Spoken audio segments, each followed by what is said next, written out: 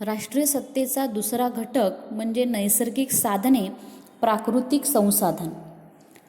राष्ट्रशक्तीचा निर्धारक घटक म्हणून नैसर्गिक संसाधने या घटकाला अनन्यसाधारण महत्त्व आहे. प्राकृतिक संसाधनात अन्नधान्य, कच्चा माल, खनिज द्रव्य या घटकांचा समावेश होतो. अन्नधान्य.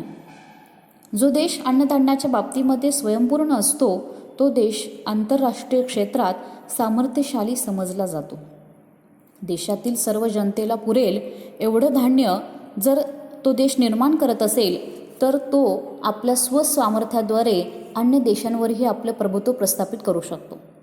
बऱ्याचदा देशाचा हा उपाशीपोटी लढू शकत नाही आहे.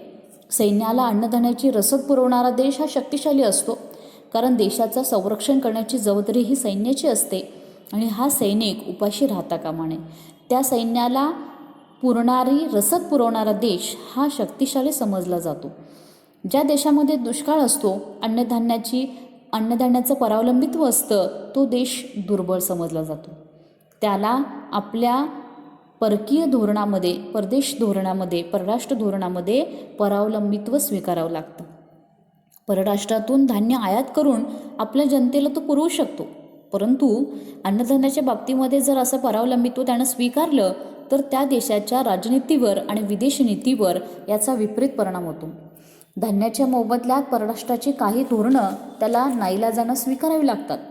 1972च्या दरम्यान भारताला अमेरिकेकडून गहू आयात करावा लागला होता. सध्या भारत देश हा अन्नधान्याच्या बाबतीमध्ये स्वयंपूर्ण आहे असं आपण आज देखील ठामपणे म्हणू शकत नाही, कारण अजून देखील आपण कच्ची साखर, खाद्यतेलं, कापूस, कडधान्य हे बाहेरील देशांमधून आयात करतो. अमेरिका, रशिया, चीन ही राष्ट्र आंतरराष्ट्रीय राजकारणामध्ये आपलं प्रस्थ का प्रस्थापित केलेलं आहे त्यांनी? कारण ही राष्ट्र अन्नधान्याच्या बाबतीमध्ये स्वयंपूर्ण आहेत. इंग्लंड या देशामध्ये 30% धान्य निर्मिती होते. बऱ्याच प्रमाणात म्हणजे 70% धान्य इंग्लंडला बाहेरून आयात करावं लागतं. अन्नधान्याच्या बाबतीमध्ये देश हा स्वयंपूर्ण असणं हा राष्ट्रीय सत्तेचा निर्धारक घटक जरी असला तरी ही धान्य निर्मिती नैसर्गिक बाब आहे.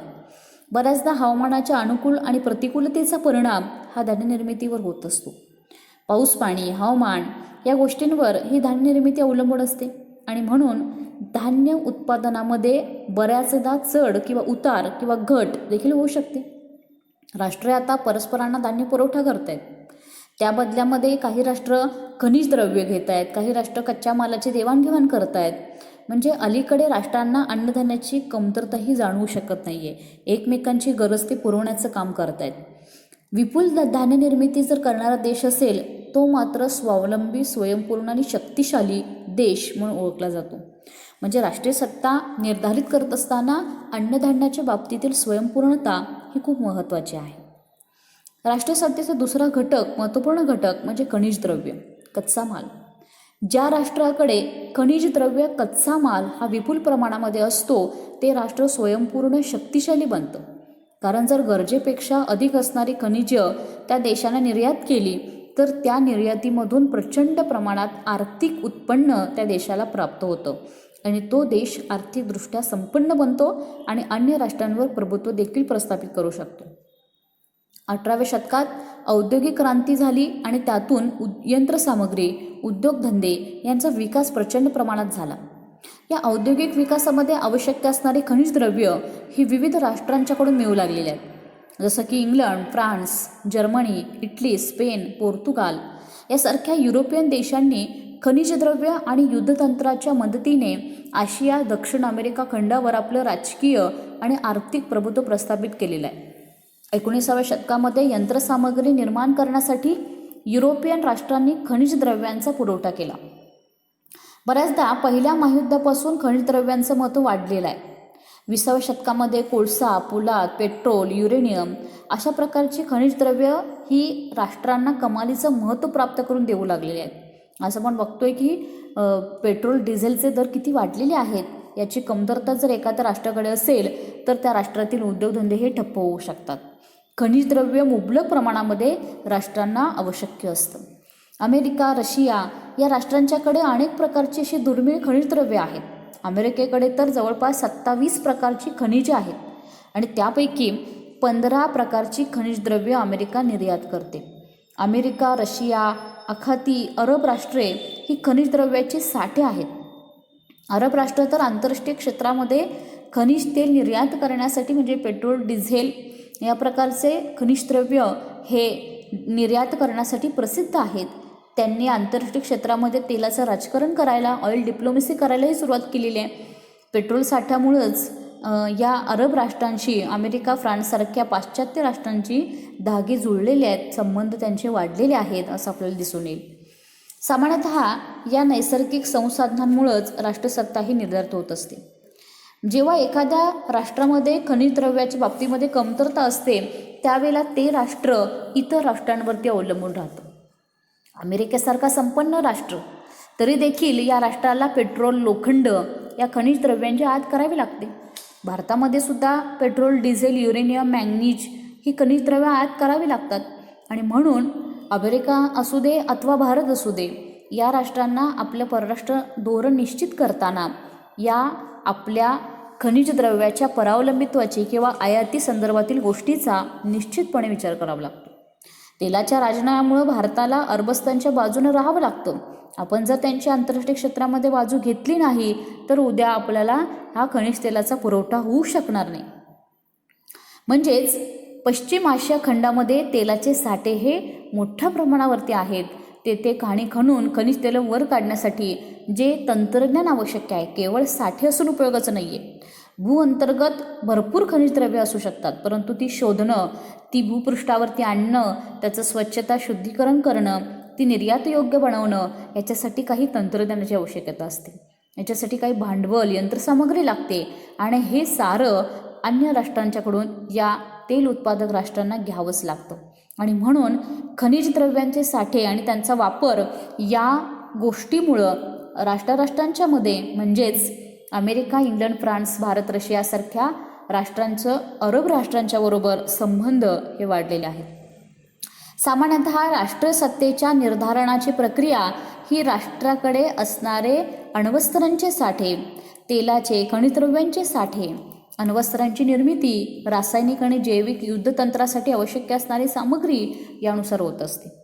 अर्थातच प्रत्येक राष्ट्राला आपल्या खनिज द्रव्यांचे उत्पादन, त्यांचा यांत्रिकी पद्धतीने वापर आणि त्यासाठी परराष्ट्रांचे घ्यावे लागणारे सहाय्य यानुसार विदेश धोरण आणि कृती निश्चित करावी लागते. म्हणजेच या खनिज द्रव्यांच्या आयात आणि निर्यातीतून त्या राष्ट्राच्या शक्तीचे किंवा सत्तेचे प्रकटीकरण हे होत असते. म्हणजे राष्ट्रीय सत्तेच्या नैसर्गिक संसाधन या घटकामध्ये अन्नधान्य आणि खनिज द्रव्य या घटकांचा समावेश होतो. तिसरा महत्त्वपूर्ण घटक आहे तो म्हणजे लोकसंख्या, पॉप्युलेशन. राष्ट्रीय सत्तेच्या संदर्भात एक निर्धारक घटक म्हणून लोकसंख्या घटकाचा विचार केला जातो. लोकसंख्या ही दोन प्रकारची असू शकते, एक संख्यात्मक आणि गुणात्मक. या दोन दृष्टीनं या लोकसंख्या घटकाचा अभ्यास करणं गरजेचं आहे. राज्याची लोकसंख्या किती आहे यावरून तिची संख्यात्मकता ठरते आणि लोकसंख्या कोणत्या दर्जाची आहे, तिचा दर्जा कोणता आहे यावरून त्याची गुणात्मकता ठरत असते. सामान्यतः राष्ट्राच्या लोकसंख्येवर राष्ट्रीय सत्तेची क्षमता देखील अवलंबून असते. कॅनडा, ब्राझील, ऑस्ट्रेलिया यासारखे क्षेत्रफळाने मोठे असणारे राष्ट्र, परंतु त्या ठिकाणी लोकसंख्या विरळ आहे, त्यामुळे त्यांच्या राष्ट्रसत्तेवरती बऱ्याचदा मर्यादा येऊन पडते. याउलट भारताचं उदाहरण घेतलं तर भारतामध्ये जवळपास 133 कोटी, चीनमध्ये 140 कोटी या प्रचंड प्रमाणात लोकसंख्या आढळून येतात. म्हणजे क्षेत्रफळाच्या तुलनेमध्ये ही देश जरी मोठे असले तरी त्याही प्रमाणात त्यांची लोकसंख्या देखील विशाल आहे. त्यामुळं राष्ट्रीय सत्तेच्या क्षमतेवर पुन्हा एकदा मर्यादा येऊन पडते. लोकसंख्या आणि उत्पादन क्षमता यांचासुद्धा विचार करावा लागेल. जर लोकसंख्या उत्पादनक्षम नसेल, कमी उत्पादनक्षम असेल तर त्या लोकसंख्येचा बोजा त्या राष्ट्रावरती पडत असतो. काहीही उत्पन्न न कमावणारी लोक या लोकांचा त्या राष्ट्रावरती बोजा पडतो. राज्यातील लोकसंख्येचं योग्य प्रकारे जर पालनपोषण झालं नाही तर त्या राज्याची उत्पादन क्षमतासुद्धा कमी होऊ शकते किंवा त्या राज्याची उत्पादन क्षमता जर कमी असेल तर लोकसंख्येचं पालनसुद्धा किंवा पोषणसुद्धा योग्य प्रकारे त्या राष्ट्रामध्ये होऊ शकणार नाही आहे. जशी उत्पादन क्षमता नसेल तर त्या राष्ट्राला देखील अन्य राष्ट्रांच्या मदतीवर अवलंबून राहावं लागतं. तिसरा जगाचे राष्ट्रांचे वेगवेगळे प्रकार पाडलेले आहेत, विभाग बनवलेले आहेत. पाश्चिमात्य आणि विकसित राष्ट्र ही पहिल्या जगात, विकसनशील राष्ट्र दुसऱ्या आणि अप्रगत मागास राष्ट्र ही तिसऱ्या जगामध्ये आढळून येतात. हे तिसऱ्या जगातील बहुसंख्य विकसनशील राष्ट्र ही आर्थिकदृष्ट्या दुर्बल आणि परावलंबी असलेली दिसतात. म्हणजे शेजारच्या पाकिस्तानचं उदाहरण घेतलं तर याच्यामध्ये लोकसंख्या 16 कोटी आहे, बांगलादेशची लोकसंख्या 15 कोटी आहे आणि या क्षेत्रफळाच्या मानाने ही लोकसंख्या जास्त आहे. या राष्ट्रांना अन्य राष्ट्रांच्या आर्थिक मदतीवर अवलंबून राहावं लागतं. अमेरिकेची लोकसंख्या 30 कोटी आहे. अमेरिकेचं क्षेत्रफळ तसं मोठं आहे, उत्पादन क्षमता प्रचंड आहे, खनिजे, अन्नधान्य या बाबतीमध्ये अमेरिका स्वयंपूर्ण आहे, तंत्रज्ञानाच्या बाबतीत देखील अमेरिका स्वयंपूर्ण आहे. म्हणजे अशा अमेरिकेच्या राष्ट्रामध्ये प्रचंड क्षेत्रफळ असून देखील लोकसंख्या मर्यादित आहे आणि म्हणून त्या राष्ट्राचा विकास ही मोठा झालेला आहे. अमेरिकेच्या राष्ट्रसत्तेचा आंतरराष्ट्रीय राजकारणावरील प्रभाव मोठा झालेला दिसून येतो. गुणात्मक दृष्टीने जर आपण या लोकसंख्येचा विचार केला तर राष्ट्रातील लोक हे सुशिक्षित, सुजाण आणि सुसंस्कृत असले पाहिजेत. लोकांच्या अंगी जर कर्तव्य तत्परता असेल, कार्यक्षमता असेल, जबाबदारी, राष्ट्रनिष्ठा, राष्ट्रप्रेम, उत्साह आणि कर्तव्य दक्षता हे गुण जर असतील तर ते राष्ट्र हे दिवसेंदिवस उत्तरोत्तर प्रगती करत राहतं. आदर्श गुणी नागरिकच राष्ट्राचे संवर्धन करून आंतरराष्ट्रीय क्षेत्रामध्ये आपल्या राष्ट्राची पतप्रतिष्ठा ही टिकवून धरू शकतात. थोडक्यामध्ये असं म्हणता येईल की राष्ट्राच्या सत्तेला अधिसत्ता, अधिमान्यता आवश्यक असते आणि जर आदर्श गुणी जनतेचा जनाधार असेल तर राष्ट्राची सत्ता अधिक प्रभावीपणे प्रकट होऊ शकते. म्हणजे राष्ट्रीय सत्ता निर्धारित करत असताना लोकसंख्या या घटकाचा संख्यात्मक आणि गुणात्मक या दोन्हीही दृष्टीनं विचार करणं आवश्यक आहे. राष्ट्रीय सत्तेचा चौथा आणि महत्त्वपूर्ण घटक तो म्हणजे तंत्रविज्ञान आणि लष्करी सत्ता, टेक्नॉलॉजी अँड मिलिटरी पॉवर. राष्ट्रीय सत्तेच्या निर्मितीत तंत्रविज्ञान आणि लष्करी सामर्थ्य यांचा कार्यभाग हा महत्त्वपूर्ण मानला जातो. तंत्रज्ञान, तंत्रवैज्ञानिक कौशल्य यांचा प्रभाव राज्याच्या कृषी उद्योग, शासन, प्रशासन, शिक्षण, संचार साधने, अर्थव्यवस्था, युद्ध संचालनावर पडत असतो. तंत्रज्ञान आणि कौशल्य याचा जर अभाव असेल एखाद्या राष्ट्रामध्ये तर ते राष्ट्र उत्पादनक्षम याच्यामध्ये कमी पडतं, त्या देशाची उत्पादन क्षमता घटते. राष्ट्र जर औद्योगिक, आर्थिक दृष्ट्या दुर्बल असेल, कमकुवत असेल तर ते परावलंबी बनते. प्रत्येक क्षेत्रात तंत्रज्ञानाची त्याला आयात करावी लागते. आर्थिकदृष्ट्या राष्ट्रीय किंवा जागतिक बँकेवर, इतर राष्ट्रांच्या मदतीवर त्याला अवलंबून राहावं लागतं. कोणतीही विकास कामं करताना त्यांची मदत घ्यावी लागते. तेव्हा राज्यानं नेहमी नवनवीन तंत्रज्ञान आणि कौशल्याचा वापर केला पाहिजे आणि आपल्या राष्ट्रीय उत्पादनामध्ये वाढ केली पाहिजे. England, America, Russia, France, Germany, Italy, Japan, चीन यासारखी जी राष्ट्र आहेत त्यांनी नवनवीन ज्ञान, विज्ञान, तंत्रकौशल्य यांचा वापर करून आंतरराष्ट्रीय क्षेत्रामध्ये राजकीय, आर्थिक प्रभुत्व प्रस्थापित केलेलं आहे. राष्ट्रीय सत्तेमध्ये वाढ झाल्यामुळं या राष्ट्रांनी आंतरराष्ट्रीय राजकारणावरती छाप पाडलेली आहे. आधुनिक काळात नवनवीन शस्त्रास्त्रे, क्षेपणास्त्रे निर्माण झालेली आहेत आणि या पाश्चिमात्य राष्ट्रांना त्या क्षेपणास्त्र निर्मिती करण्यामध्ये किंवा नवनवीन शस्त्रास्त्र निर्माण ती निर्यात करण्यामध्ये यश प्राप्त झाल्यामुळं त्यांची राष्ट्रीय सत्ता ही दिवसेंदिवस वाढत चाललेली आहे, त्याच्यामध्ये वाढ होत आहे.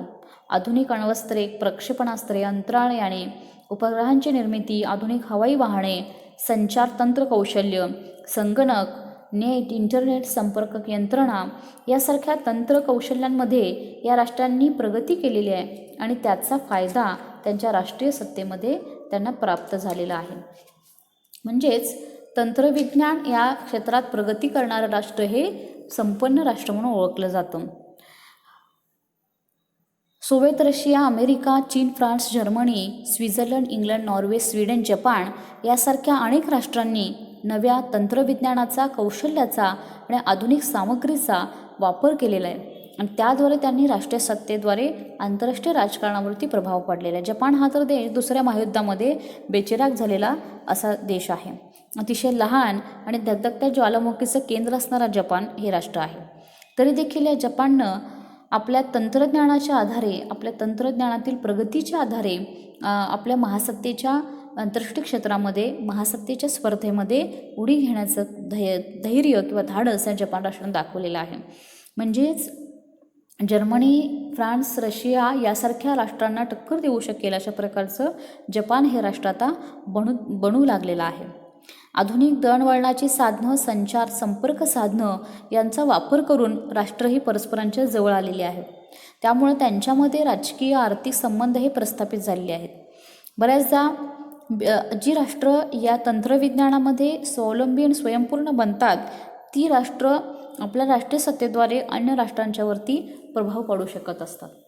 राष्ट्राच्या सुरक्षिततेसाठी लष्कराची, सैन्यदलाची नितांत आवश्यकता असते. एखाद्या राष्ट्राचं सार्वभौमत्वाचं रक्षण करायचं असेल तर त्याचं सैन्य आणि त्याचं लष्कर हे सुसज्ज असणं गरजेचं आहे. आधुनिक काळामध्ये तर ह्या सैन्यदलाची आणि लष्कराची नितांत आवश्यकता आहे. सैन्यदल, लष्कर, युद्धकौशल्य, युद्ध साहित्य, शस्त्रे इत्यादी बाबतीत राज्याची जी स्थिती असते त्यानुसार राष्ट्राची शक्ती ही निर्धारित होत असते. 20व्या शतकामध्ये तर या क्षेत्रात खूप प्रगती झालेली आहे. अत्याधुनिक लढाऊ क्षेपणास्त्रे निर्माण झालेली आहेत. अणुशक्तीचा संहारक वापर होऊ लागलेला आहे. अतिवेगवान प्रक्षेपणास्त्रे निर्माण झालेली आहेत ज्याचा युद्धतंत्रामध्ये वापर होऊ लागलेला आहे. बॅलिस्टिक मिसाईल, नवनवीन अस्त्रे, तोफा, रणगाडे, विमाने, रासायनिक, जैविक स्वरूपाची शस्त्रे यांची निर्मिती निर्माण झालेली आहे आणि त्यांचा वापर करून अनेक राष्ट्रीय सत्ता अधिक शक्तिशाली बनू पाहत आहेत. म्हणजेच शीतयुद्धाच्या काळात जर आपण पाहिलं तर अमेरिका आणि रशिया या राष्ट्रांनी अणुचाचण्या करायला सुरुवात केली. 20,000हून अधिक अण्वस्त्रांची निर्मिती त्यांनी केली.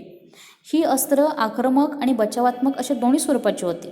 म्हणजे एखाद्या राष्ट्रानं जर आपणावरती क्षेपणास्त्र डागलं किंवा अण्वस्त्राचा वापर केला तर आपणही त्यापासून आपला बचाव करू शकू अशा प्रकारचे शस्त्र, क्षेपणास्त्र, अण्वस्त्र ही दुसरी राष्ट्र निर्माण करू लागलेली आहेत. म्हणजेच बहुतेक सर्वच राष्ट्र ही स्वसंरक्षणासाठी शस्त्रास्त्रांची खरेदी करताना दिसतात.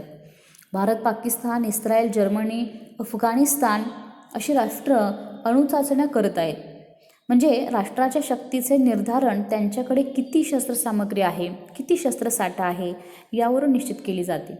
आज जर आपण आंतरराष्ट्रीय क्षेत्राचा आढावा घेतला तर याच्यामध्ये शस्त्रांची निर्मिती करणं, त्यांचा व्यापार करणं याला जास्तीचं महत्त्व प्राप्त झालेलं आहे. आपण देखील रशियासारख्या राष्ट्राकडून, जर्मनीसारख्या राष्ट्राकडून बरीचशी क्षेपणास्त्र खरेदी केलेली आहेत. अमेरिकेसोबत आपण अणुसंरक्षण सहकार्य करार केलेला आहे. म्हणजे प्रत्येक राष्ट्र स्वसंरक्षण किंबहुना आपल्या सार्वभौमत्वाच्या रक्षणासाठी या शस्त्रनिर्मिती आणि शस्त्रांच्या व्यापाराकडे अधिक लक्ष देऊ लागलेलं आहे. आपली संरक्षण क्षमता वाढवून आपलं सैन्य आणि आपले लष्कर सुसज्ज ठेवणं याला आजकाल अग्रक्रम देण्यात येऊ लागलेला आहे. म्हणजेच एखाद्या राष्ट्राची राष्ट्रीय सत्ता ही तंत्रविज्ञानाच्या प्रगतीवर आणि लष्कराच्या सुसज्जतेवर देखील अवलंबून असते असं आपण म्हणू शकतो.